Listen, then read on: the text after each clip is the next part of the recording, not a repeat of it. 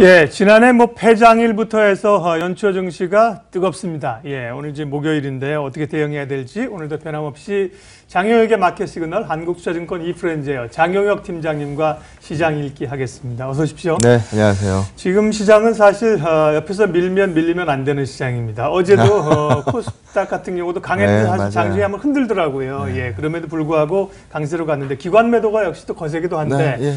일단 코스닥을 중심으로 한 강세 기조 자체는 변함없다. 네. 이렇게 봐도 되겠죠. 그 어느 때보다 1월효과 기대감이 높다라고 말씀을 계속 드리고 네. 있으니까요. 그 부분을 보고 있다고 보시면 될 것 같고, 어제 기관용 많이 하셨죠.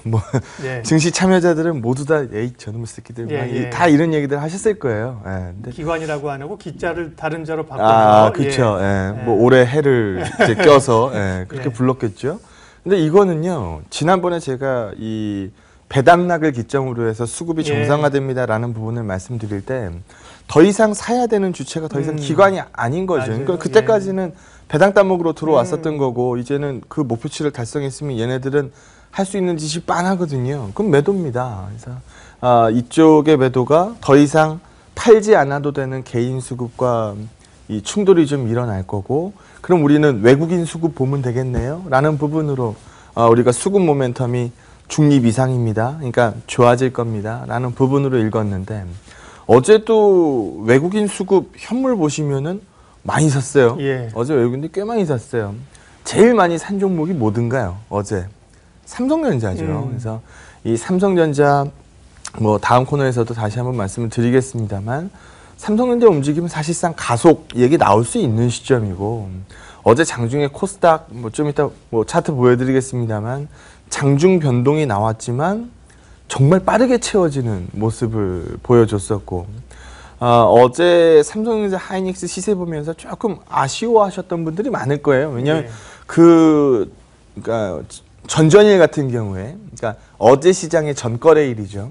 그때는 마이크론이 6% 올랐고, 필라델피아 반도체 지수가 2.77% 올랐고, 그러면 삼성전자 하이닉스 좀 올라붙겠지라고 생각들을 하셨을 텐데, 생각보다 약했으니까. 근데 그 이유는 삼성전자 쪽으로 이제 기관들 매물하고 외국인 매수가 상세가 되다 보니까 아침 시가에 비해서 좀 낮아진 케이스라고 보시면 될 것 같고요.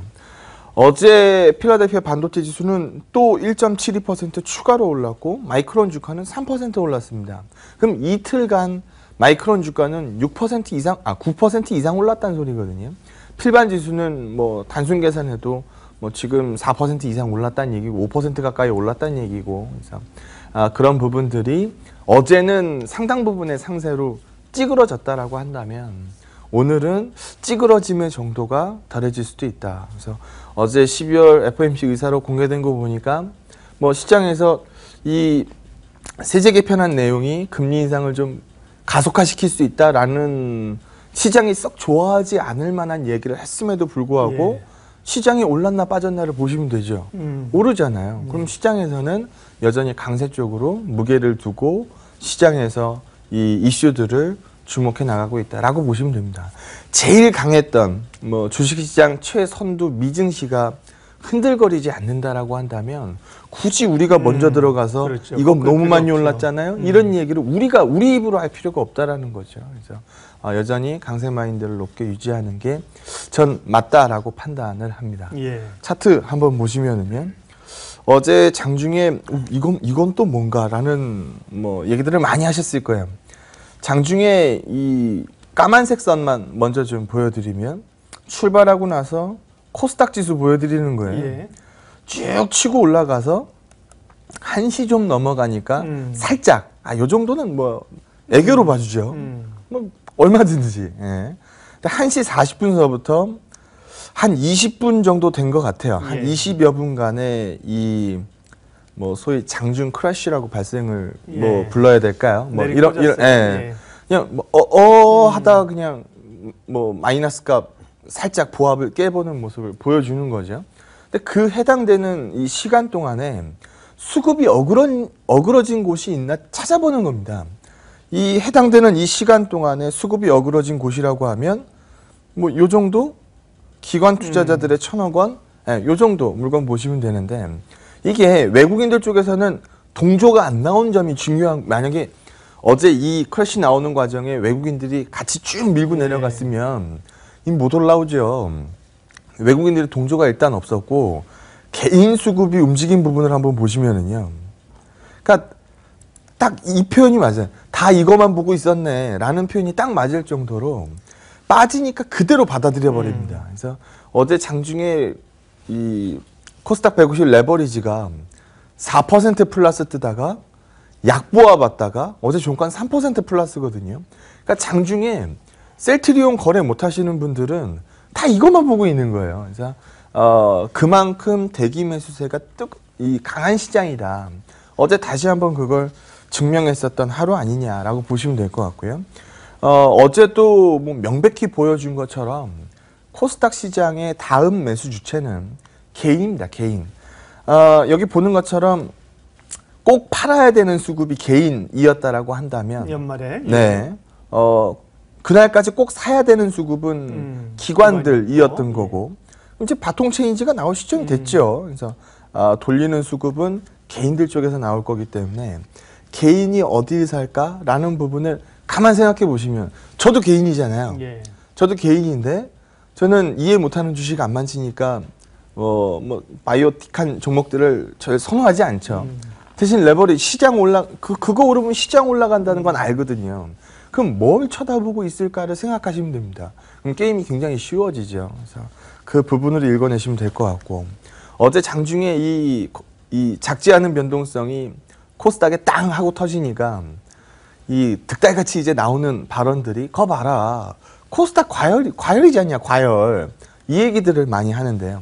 여기 한번 보시면 지금 코스닥 이 상위에 제약시 총 7개, 그러니까 셀트리온, 네. 이 헬스케어, 제약, 뭐 신라젠, 바이로메드, 메디톡스, 코민팜 이거 7개 제외하면 코스닥은 요 수준입니다. 요 수준. 그러니까 이게 이 7개 제약 바이오 시총상이 7개가 뛰어 올라간 거지. 나머지 코스닥이 뛴 게 아니거든요. 그래서 지금 여기도 보는 것처럼 52주 신고가 비중이 한 20% 정도 뜨면은 뭐 너무 뜨겁다라는 얘기들 많이 하는데 지금 7%래요. 그러면 이 위에 몇 종목들이 뜨거워진 상태지 일반적으로 코스닥의 전반적인 우리가 이렇게 얘기했었던 1월 효과가 과하게 과열이 됐습니다. 라고 읽기에는 무리가 있는 시점이라는 겁니다. 그래서 뭐 지수가 속도가 빨랐던 거는 맞기 때문에 장중의 변동성은 그것까지는 뭐 우리가 저 같은 경우 저도 신이 아니니까 이건 예측을 못 하잖아요. 하지만 이 변동성을 보고 너무 많이 올랐으니까 꺾고 가야 될 것 같아요. 라는 얘기를 하기에는 아직은 많이 아쉽다는 겁니다. 그래서 추가적인 강세 마인드를 더 끌고 가도 좋다. 설사 시장에서 고점을 인식을 하고 빠지는 그림이 나오면 그때 우리가 액션을 취하는 게 맞지. 속도가 빨랐던 부분에 대해서 변동성 높아진 부분을 보고 지금은 이제 나가야 될 것 같습니다. 라고 섣부르게 해석하기에는 아직 타이밍이 아쉽다라는 부분으로 말씀드리도록 하겠습니다. 예. 지금 뭐 수익을 어쨌든 내야 하는 구간이죠. 예. 그럼요. 예. 물고 늘어지셔야 되는 그렇습니다. 구간이죠. 그리고 이제 가는 쪽으로 어쨌든 붙어야 되는 상황들이고요. 자, 포트에 있는 주요 종목들 점검하겠습니다. 뭐 단연 그 발군 지난해 말에 어떤 이제 코스닥 150 레버리지가 앞에서 선두에 서 있고 다른 종목들도 좀 체크해야 될 뉴스 같은 게 좀 있는 종목이 있습니다. 네.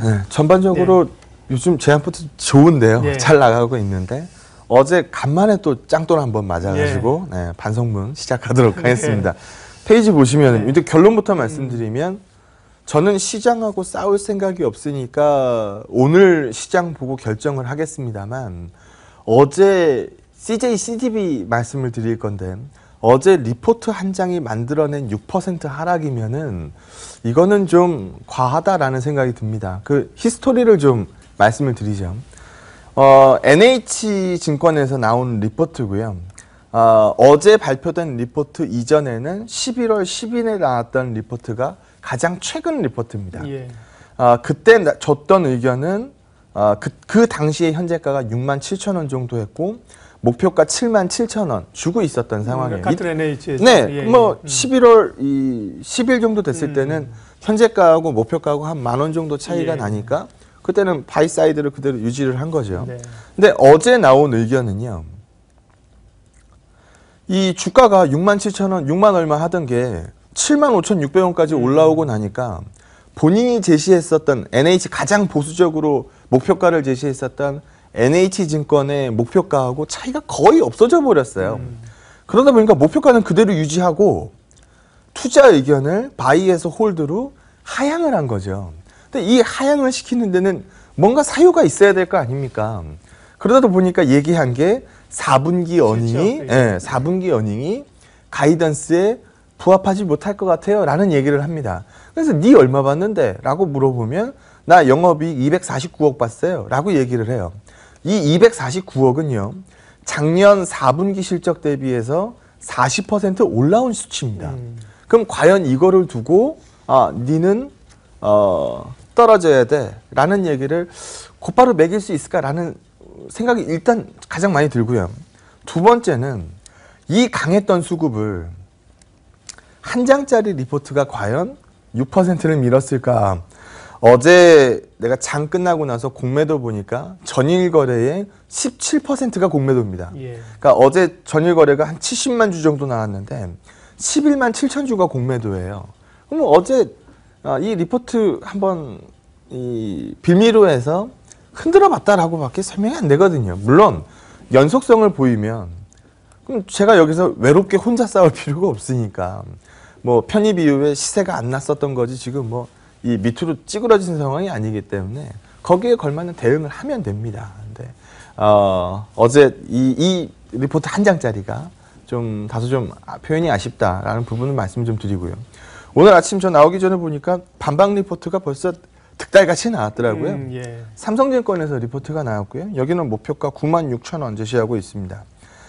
뭔 소리 하는 거냐? 내가 보기에 4분기 영업이익은 300억 이상 나온다라고 얘기를 하고 있어서 전일 리포트가 만든 하락이면은 오늘 상당 부분 되돌리는 수요를 보여줄 거고 그게 다가 아니야라고 한다면 추가적인 변동성을 보일 테니까 그런 부분들 보고 의사결정하도록 하겠습니다. 손가락이 10개이기 예. 때문에 지금 제한포트 그래요. 10종목으로 움직이고 있으니까 그러네요. 네. 그 중에 한 종목 뭐 변동성이 생긴 부분에 대해서 말씀을 좀 드렸고요. 그게 이제 포트에 어떻게 보면 그렇죠. 예, 어떻게 약간 보면 한 방향으로 가자는 아쉬움이라고 그럼요. 하고 그게 이제 수익을 지켜주는 거라고 이제 말씀드렸잖아요. 그렇죠. 예. 그 두 번째는 어제 포스코가 굉장히 많이 올랐잖아요. 예, 어제 그러게요. 포스코 강하네요. 5% 넘게 올랐거든요. 근데 거기에 비해서 저희가 들고 있는 현대제철. 현대제철은 좀 우리- 덜 올랐으니까 우리 올랐는데 조금 섭섭했죠. 2점 몇 프로, 3% 장중에 3% 정도 올랐었죠. 그러다 보니까 이제 이유를 찾죠. 예.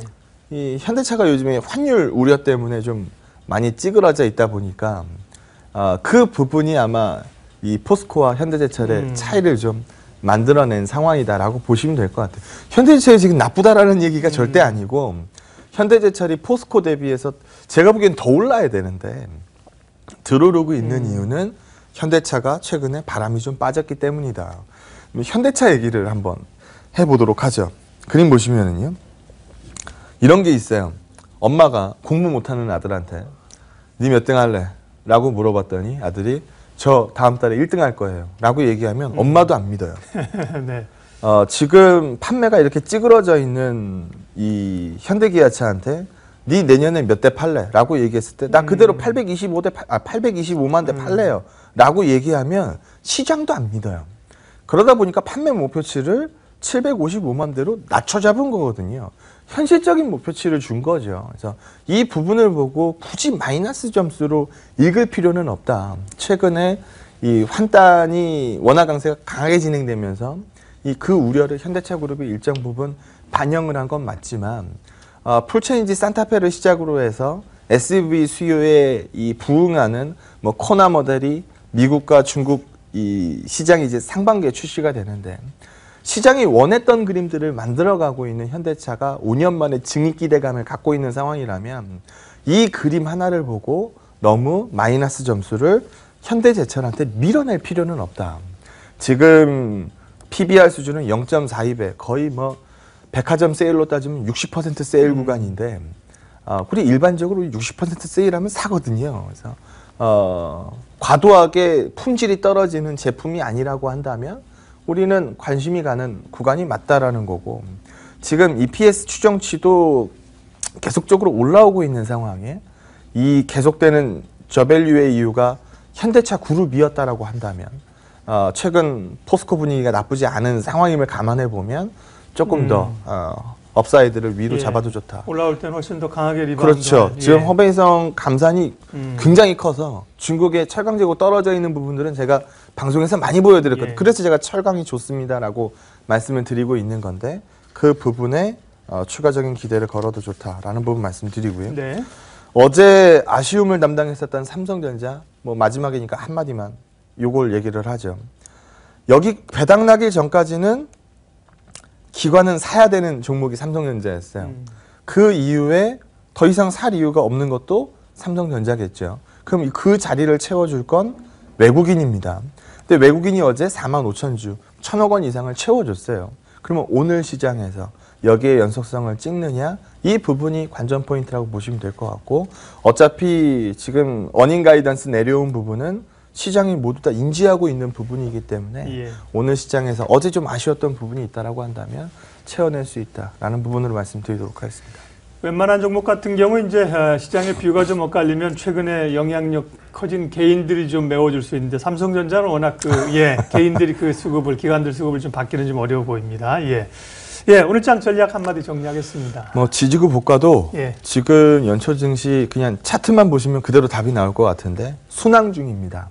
이 순항 중인 부분에 대해서 굳이 이 흠집을 잡아서 이건 이러니까 뭐 너무 많이 올랐으니까 제껴야 되지 않을까요? 라는 우려를 하시는 분이 계시다라고 한다면 제가 늘상 드리는 말씀을 꼭 기억하시기 바랍니다. 우리는 고점 저점 몰라요.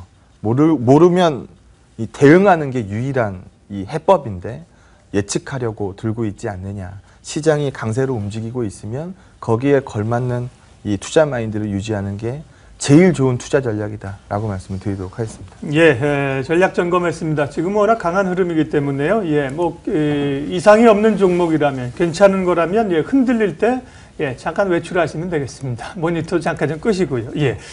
장영혁 팀장님 오늘 여기까지 말씀 나누겠습니다. 고맙습니다. 네, 고맙습니다.